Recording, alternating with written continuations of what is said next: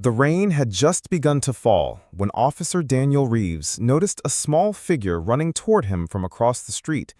At first, he thought it was just a child seeking shelter from the downpour, but as she got closer, he could see her tiny frame shaking, tears streaming down her face. "Please," she sobbed, clutching his uniform sleeve. "Please follow me home. It's my mom. She's not moving." Daniel didn't waste a second. "Lead the way," he said firmly, his heart pounding. The girl, no more than 7 years old, sprinted ahead, her pigtails bouncing as she weaved through puddles and narrow alleyways. When they reached a crumbling apartment building at the edge of town, Daniel could already hear faint crying coming from inside. The moment he stepped into the dimly lit apartment, the air felt heavy, not just from the damp, but from something unspoken. In the corner of the small living room, a young woman lay unconscious on the floor, her skin pale, her breathing shallow. 2 smaller children sat beside her, clutching her hand and looking up at the officer with wide, frightened eyes.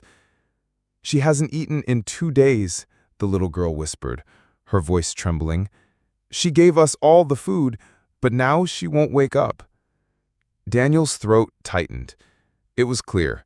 This wasn't just an emergency. It was desperation. Calling in medics, he knelt beside the woman, gently checking her pulse.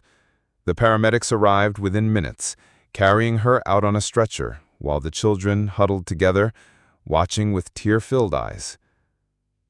Later at the hospital, Daniel learned the truth. The mother had been working 2 jobs, skipping meals so her children could eat. Exhaustion and malnutrition had finally taken their toll. If her daughter hadn't found the courage to run for help, she might not have survived the night. That day, the police department rallied together. Officers collected food, clothes, and toys. Neighbors donated money for rent and groceries. Strangers from across town sent letters and gifts. When the mother finally awoke and saw her children safe, and the room filled with kindness from people she had never met, she broke down in tears. And so did everyone else. Because sometimes the bravest heroes are the smallest ones, and sometimes one act of courage can save an entire family.